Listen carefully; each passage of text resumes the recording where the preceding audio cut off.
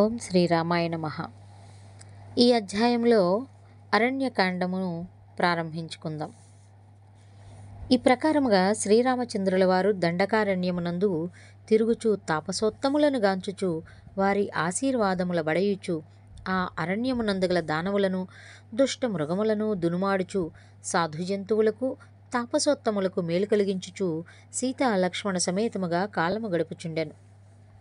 ఇట్లుండగా ఒకనాటి సమయమందున శ్రీరామచంద్రుల వారు సీతాదేవి ఒడిలో శిరము నుంచుకొని నిద్రించుచున్న సమయంబున కాకాసురుడు అనే రాక్షసుడు అది గాంచినవాడై కామోద్రిక్తుడై ఎలాగైనా సరే సీతాదేవి శరీరమును తాకవలయను అన్నడి తుచ్చ బుద్ధి కలవాడై కాకి రూపమును దాల్చి శ్రీరాముల వారు నిద్రించుచుండగానే కూర్చుని ఉన్న సీతాదేవి వక్షస్థలముపై తన్నుచు మాటిమాటికి కా కా అని అరచుచు దూరముగా వెళ్ళి పరిగెత్తుకు వచ్చి మళ్ళీ తన్నుచు అదే పనిగా బాధించసాగాను.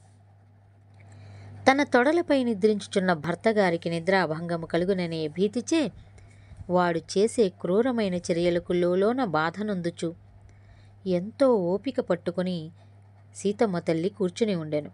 కానీ వాని యొక్క కాలి గోళ్ళు పొడవుగా ఉన్నందున ఆమె శరీరము రక్కుకొని నెత్తురులు చిమ్మసాగాను. అయినను ఆ మహాసాధ్వి మాత్రం కదలలేదు. కానీ ఆమె యొక్క రక్త బిందువులు మాత్రం ఆమె తొడలపై నిద్రించుచున్న శ్రీరాముల వారి ముఖబింబముపై పడగా వెచ్చగా నుండి మెలకువ వచ్చి నేత్రములు విప్పి చూడగా శ్రీ జానకీదేవి యొక్క వక్షస్థలమంతయు రక్తమయముగా ఉండుటగాంచి అదిరిపడి క్రోధముతో లేచి చూడగా కాకాసురుడు కాకి రూపములో మళ్ళీ పైకి వచ్చుట చూచి విషయమంతయు జ్ఞాన దృష్టితో తెలుసుకునినవాడే కాకి మీదకు ధనుస్సు నెత్తుటంత యోగ్యమైన కార్యము కాదని ఆ ప్రక్కనే ఉన్న ఒక దర్భ పుల్లను తీసి మంత్రించి విడువగా అదియే ఒక మారణాస్త్రమై వాని వెంటపడి తరమసాగాను. శ్రీరాముల వారి చేత విసరబడిన దర్భపుల్ల మహా అస్త్రముగా మారి హాహాకారములు చేయుచు వాని వెంటబడి తరుముచుండగా వానికి ఎటూ దిక్కుతోచక భయాభీతి నొందినవాడై ప్రాణభీతిచే సర్వదేవ గణముల చెంతకు పరిగెత్తి తనను రక్షించమని కోరగా సర్వదేవ ఋషి ముని గణములన్నీయు నిరాకరించి కసరి వైచిరి. ఆ పిమ్మటవాడు త్రిమూర్తుల వద్దకు ఏగగా వారిట్లు వివరించిరి. ఓయి కాకాసుర, ఆ శ్రీ సీతారాములనగా ఎవరనుకొంటివి? సాక్షాత్తు లక్ష్మీ నారాయణ అంశముల జన్మించిన మహనీయులు. అట్టి శాంతమూర్తులను నొప్పించి నీ యొక్క దుష్ట లక్షణములచే నీకు నీవే ముప్పు తెచ్చుకొంటివి.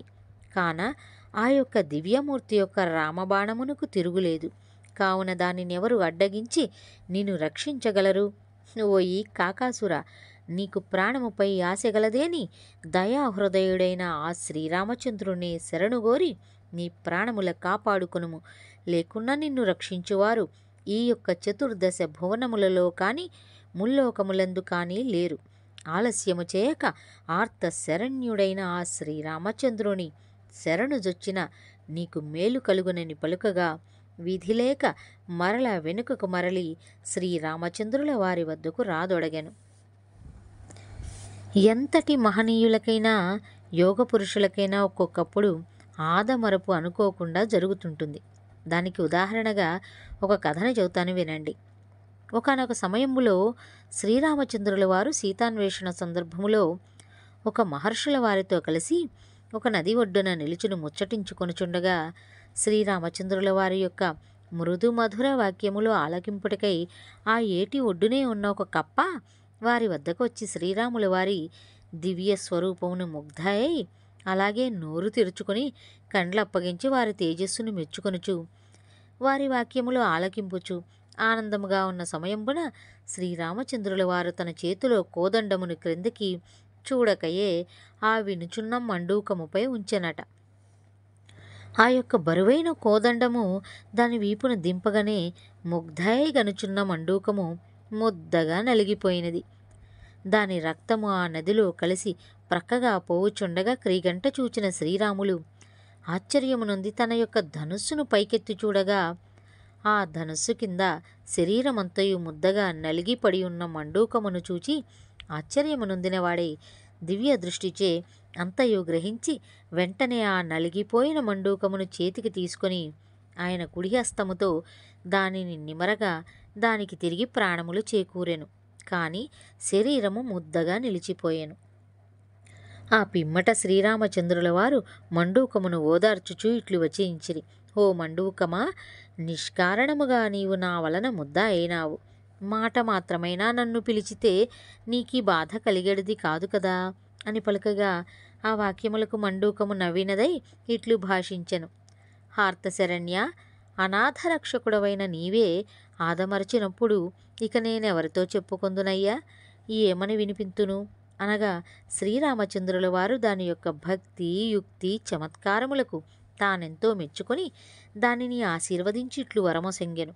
ఓ మండూకమా, యుగ పరిణామములున్నంత వరకు మీ వంశము చిరస్థాయిగా స్థిరస్థాయిగా కూడా ఉండగలదు.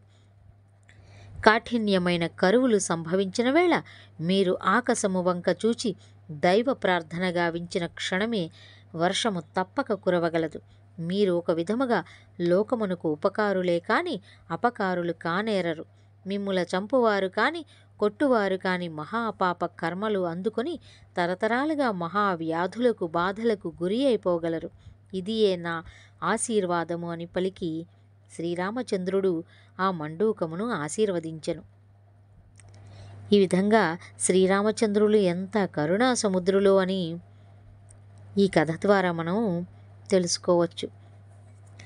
ఆ ప్రకారముగా ప్రాణభీతిచే గజగజ వణుకుచూ ఇక తనను రక్షించువారు మరొకరు లేనందున ప్రకారముగా విలపించుచు శ్రీరాముల వారి వద్దకు వచ్చి ఆయన పాదముల చింతవరాలి కాకాసురుడు ఇట్లు మొరపెట్టుకొనసాగెను.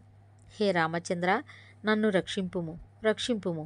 ఏదో తెలియక తప్పు చేసి తిని.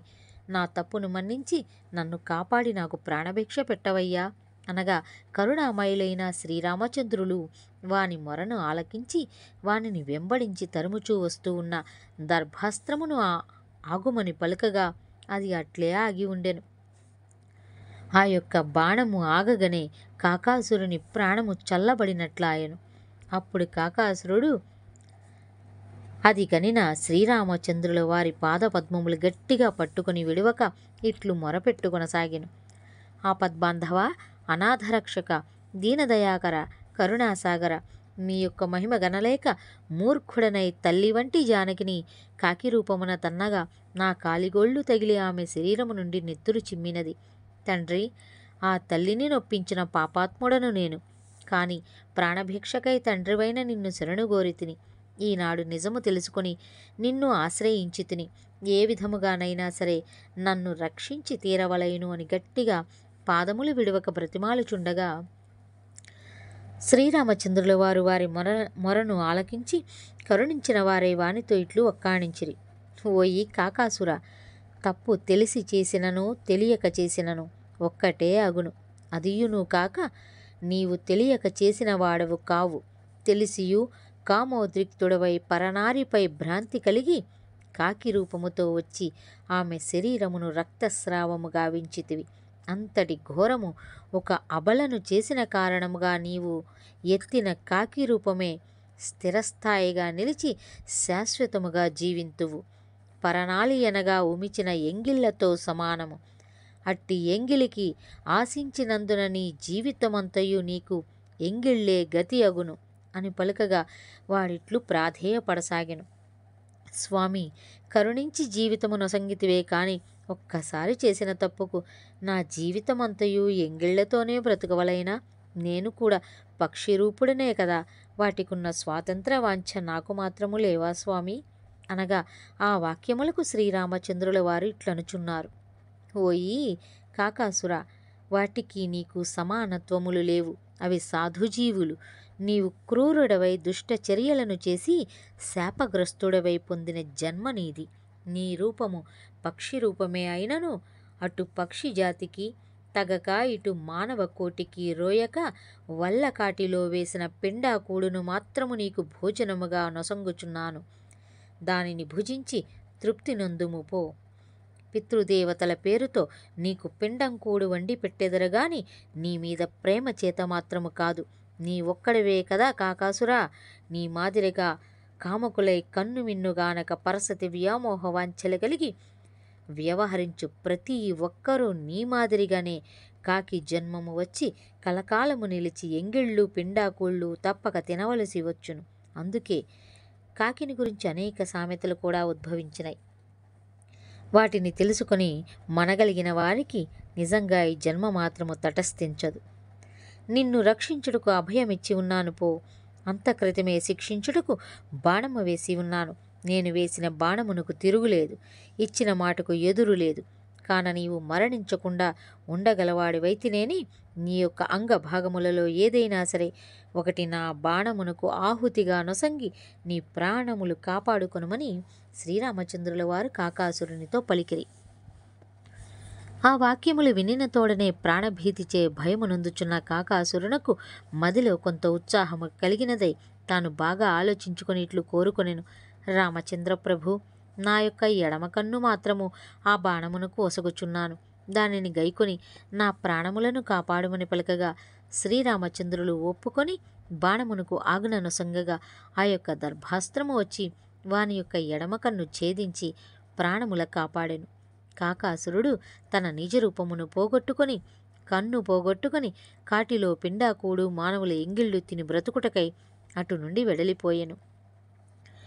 ఈ ఎంగిళ్ళు తినుటకైనా ఒప్పుకొని ప్రాణభిక్ష కోరినందువలనే పక్షులలో కాకి నీచము అను సామెత కలిగినది.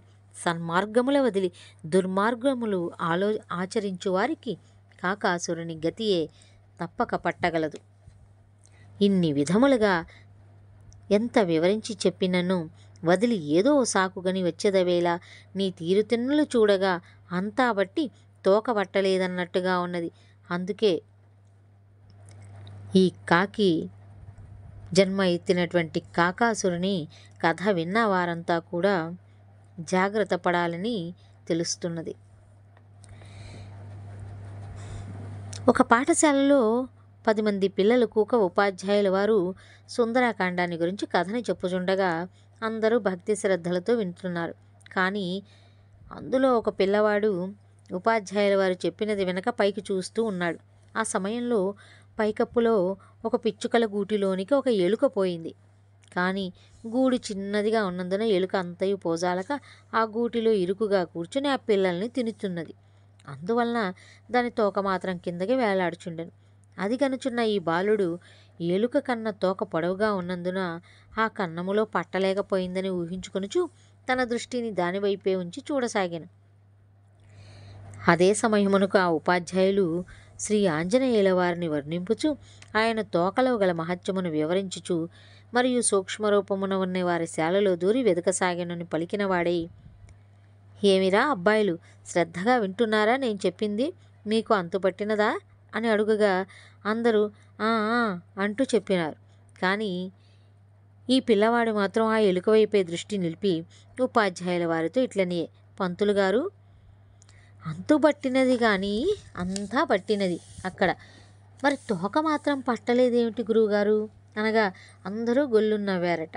ఉపాధ్యాయుల వారు ఆశ్చర్యమునొందిన వారై వానితో ఇట్లన్నారు, ఏరా అబ్బాయి, శ్రీ ఆంజనేయుల వారు సూక్ష్మరూపములో వెళ్ళి వారి శాలల్లో దూరి వెదకసాగాను అని చెప్పి నేను కథ ముగించగా నీవు అంతా బట్టి తోక పట్టలేదన్నావేమిటి? నీకేమైనా మతిపోయిందా ఏమిటి అని గద్దించగా అందులోకి ఆ బాలుడు తొణక కైట్లు బదులు పలికెను. పంతులు గారు, నేను ఇందాకటి నుంచి ఎంతో యోచించి చూస్తూనే ఉన్నాను. అదుగో అటు చూడండి, ఆ పైకప్పు భాగంలో ఒక ఎలుక జొరబడింది. పాపం, దాని తోక మాత్రం పొడవుగా ఉన్నందున పట్టక వేలాడుచున్నదని పలుకగా వాని యొక్క తెలివి తక్కువకు నొచ్చుకొని పంతులు గారు వానితో ఇట్లు వివరించిరి, ఓయి తెలివి తక్కువ దద్దమ్మ, శరీరమంతయు పట్టగా సన్నగా ఉన్న తోక పట్టకుండునా? అలా కాదు, అది ఆ గూటిలోనే కూర్చుని ఆ పిచ్చుక పిల్లలను తింటున్నది. అందువలన దాని తోక మాత్రం వేలాడుచున్నది గాని పట్టక కాదు. అది సరే కానీ నేను చెప్పినటువంటి సుందరకాండమును విన్నావా అనగా ఆ బాలుడు నివ్వెరపోయి ఇట్లనియే, పంతులు గారు, సుందరకాండమనగా ఏమిటో నాకు తెలియదు, కానీ నేను చూచింది మాత్రం అంతా పట్టింది కానీ తోక మాత్రం పట్టలేదనగా అదియే ఈనాటికి కూడా సామెతయే వెలిసింది. ఇక శ్రీరామచంద్రుల వారు కాకాసుర గర్వభంగం చేసిన పిమ్మట సీత లక్ష్మణ సమేతముగా అందందు తిరుగుచు తిన్నగా సుతీష్ణ మహామునుల వారి యొద్దకు జనినవాడి వారికి వందనములు చేసి వారి ఆశీర్వాదముల నొంది ఆ పిమ్మట శ్రీ అగస్త్య మహర్షుల వారి నొద్దకు జనగా ఆయన శ్రీ సీతారామ లక్ష్మణులను ఎన్నో విధములుగా కొనియాడి సగౌరవముగా సత్కరించి వారికి తగిన విధంబుల విందులు గావించిన వారై మహదానందముతో కుశల ప్రశ్నోత్తరములు జరిపి వారిని ఆశీర్వదించగా వారును ఆయనకు వందనములు నర్చిన వారై వారిచే సెలవులందుకొని వారి ఆజ్ఞానుసారముగా దక్షిణ ప్రాంతమున గల గౌతమి నదీ తీర ప్రాంతములకేగుచుండగా మార్గమునందు జటాయువు అని పక్షిరాజు కనిపించగా వారు ఎంతో ఆనందముగా ఒకరికొకరు కుశల ప్రశ్నోత్తరములు జరుపుకొనిరి. దశరథ మహారాజునకు జటాయువులకు గల స్నేహవాత్సల్యములను తెలుపుకొని దశరథుని మరణ వార్త విని జటాయువు దుఃఖించెను. కొంత తడవైన పిమ్మట జటాయువు శ్రీరామచంద్రుల వారిని ఆశీర్వదించి ఇట్లు వచించెను. నాయనా రాఘవ, మీ తండ్రియగు దశరథ మహారాజు నాకు ప్రాణ స్నేహితుడు కాన అతని బిడ్డలైన మీరు నాకు ఆత్మబంధువులే అగుదురు. కనుక ఈ యొక్క అరణ్య ప్రాంతములందు మీకేమైనా ఆపద కలిగిన ఎడల నన్ను దలంచుడు. వెంటనే నేను వచ్చి మీ ఆపదను కాపాడి రక్షించదును అని పలుకగా ఆ వాక్యములు విన్న శ్రీ సీతారామ లక్ష్మణులు ఆ పక్షిరాజునకు వందనములు చేసి ఇట నుండి శృంగార వనమును అగు పంచవటిని చేరుకొని అచటను ఒక పర్ణశాలను నిర్మించుకొని హాయిగా 12 వత్సరములు అంటే 12 సంవత్సరాలు కాలము గడిపిరి.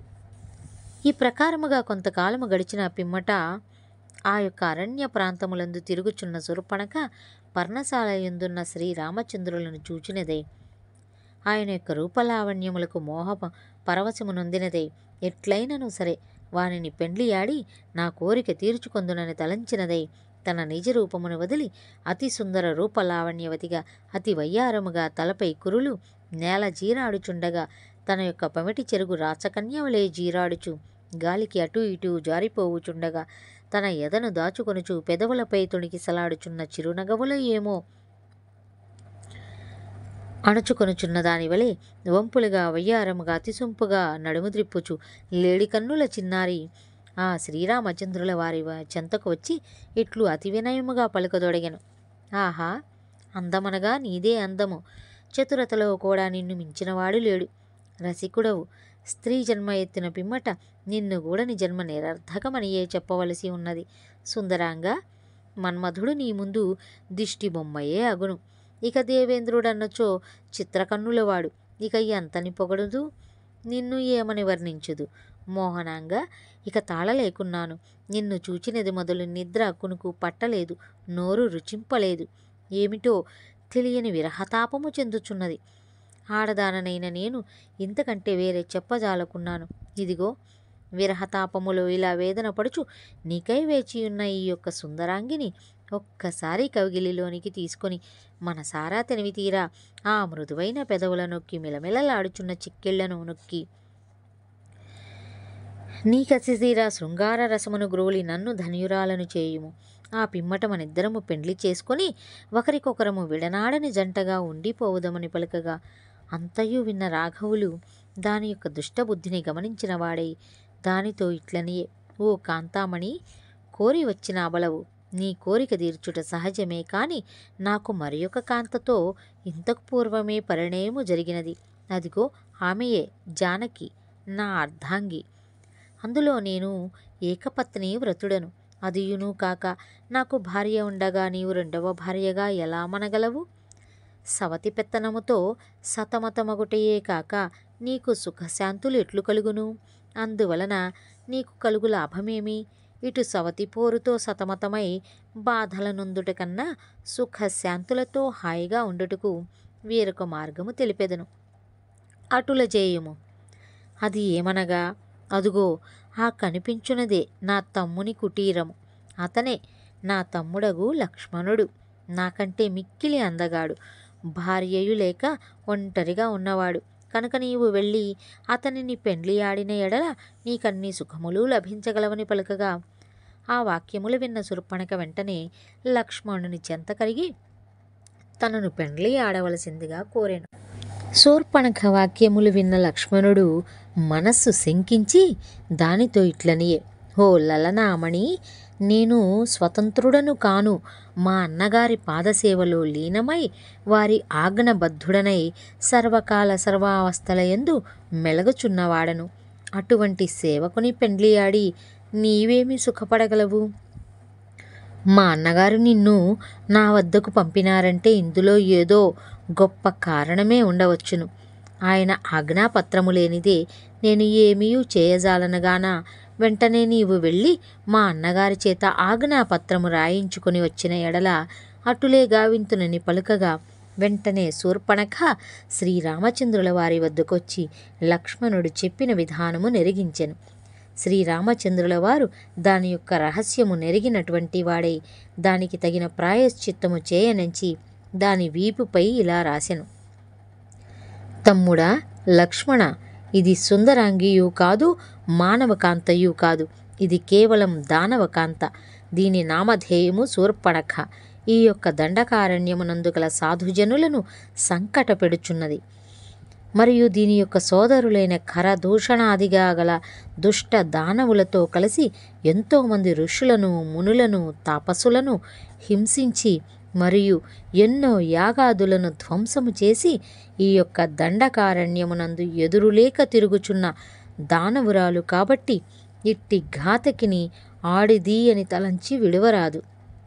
వెంటనే దీనిని పట్టుకొని ముక్కు చెవులు కోసి దాని చేతిలో నుంచి దానిని తరిమి వేయము అని రాసి దానిని తమ్ముని వద్దకు పంపగా శూర్పణఖ వయ్యారి నడకలతో వచ్చి అతి సొంపుగా తన వీపు పైన రాసినవి చూపించెను. అన్నగారు రాసింది చదువుకొనినంతనే లక్ష్మణుడు ఉగ్రుడై దాని జుట్టు పట్టుకొని కదలనీయక అంబుతో దాని ముక్కు చెవులు క్రోసి దాని చేతిలో పెట్టి నీ అబ్బతో చెప్పుకోపో అని పలికినవాడే విడిచిపుచ్చెను. కేవలం ప్రేమగొని వచ్చిన స్త్రీ కాదు, కామవాంఛలో ద్రోసి సీతాదేవిని చంపి ఆ పిమ్మట వారిని కూడా హతమార్చవలైనని వచ్చినది. కానీ వారిని చూడగానే నిజముగా దానికి కామము తలకెక్కి తారతమ్యతలెరుంగా వర్తించినందులకు తన ముక్కు చెవులనే పోగొట్టుకుని అందమైన వికారవతి అయినది, అందవిహీనమైనటువంటిది. శ్రీలక్ష్మణుడు శూర్పణఖను బట్టి ముక్కు చెవులను కోసి చేతిలో పెట్టగానే అతి సుందరమగు రూపమును విడిచి తన నిజస్వరూపముతో లబో దిబోమని రోధించుచు ఆ అరణ్యమునందుగల ఖరదూషణాదుల వద్దకు ఏగిట్లు మొరబెట్టుకొనెను. అన్నలారా, మన యొక్క దండకారణ్యమునందు ఎవరో ముగ్గురు నరులు పర్ణశాలను వేసుకొని ఉన్నారు. నేను ఆ దారిని పోవుచుండగా నన్ను బలవంతమును పట్టుకొని చెరచి చివరకు నా ముక్కు చెవులను కోసి నా చేతిలో పెట్టి నీ అబ్బకు చూపించుకోపో. ఈ యొక్క దండకారణ్యము మాది కనుక ఈ అరణ్య ప్రాంతముల్లో ఎవరు కనిపించనను ఇదే శాస్తి. ఇలాగే చేసి పంపగలమని గట్టిగా చెప్పినారు. ఏమి చేయుదును? నేను ఆడదానను కనుక చేయునది లేక వారిచే కర్ణనాసికముల తెగగోయించుకొని మీకు చెప్పుకొనుటకై వచ్చినానని పలుకగా ఆ వాక్యములకు ఖరదూషణాదులు మిక్కిలి రోషాక్తులై గర్వాంధకారముతో మిట్టిపడుచు ఆ యొక్క అరణ్యమునందుగల సర్వదానవులను రావించి భూమి ఈనినదా అన్నట్లుగా హాహాకారములు చేయుచు శ్రీరామ లక్ష్మణుల మీదకు దండెత్తి రాదొడంగిరి. దండకారణ్యమంతయు విరగద్రొక్కుచు వికటాట్టహాసము వికార ధ్వనులు చేయుచు పాదధూళి గగనముగా అంటగా కొండలు పిండి అగుచున్నవా అన్నట్లు తోయగా వచ్చుచున్న దానవ బలగమును చూచి చిరునగవు మోమున చిందించగా లక్ష్మణుని పిలిచి ఇట్లనెను. తమ్ముడా లక్ష్మణ, దీపము వద్దకు చేరు పురుగుల వలె ఆ దానవులంతా కలిసి ఇటు మన పైకి వచ్చుచున్నారు. వారిని దునుమాడుటకు ఎంతో కాలము పట్టదు. కాన నీవు మీ వదినను ఈ కొండ గుహలో భద్రముగా ఉంచి నీవు రక్షణ చేయుచుండుము. నేను ఈ క్షణములోనే వారినందరను హతమార్చి వచ్చేదనని పలుకగా ఆ వాక్యములకు లక్ష్మణుడు వందనములు చేసి సీతాదేవిని కొండ గుహలో నుంచి తాను రక్షణ చేయుచుండెను. ఇంతటితో ఈ అధ్యాయము సంపూర్ణము. తదుపరి అధ్యాయములో ఖరదూషణాదులని ఏ విధంగా వధించాడు శ్రీరామచంద్రుడు అనేటటువంటి విషయమును గురించి తెలుసుకుందాం. ఇప్పటికీ మా ఛానల్ని సబ్స్క్రైబ్ చేసుకోకపోతే దయచేసి మా శ్రీమాధవి క్రియేషన్స్ ఛానల్ని సబ్స్క్రైబ్ చేసుకొని మమ్మల్ని మా ఛానల్ని ఆదరిస్తారని ఆశిస్తూ ఈ వీడియో నచ్చితే ఒక లైక్ ఇచ్చి మీకు తెలిసిన వారందరికీ షేర్ చేసి మా ఛానల్ని ఆదరిస్తారని భావిస్తూ ధన్యవాదాలు. శ్రీరామ రామ రామేతి రమే రామే మనోరమే సహస్రనామ తత్తుల్యం రామనామ వరాననే. హరే రామ రామ రామ హరే హరే, హరే కృష్ణ కృష్ణ కృష్ణ హరే హరే. స్వస్తి.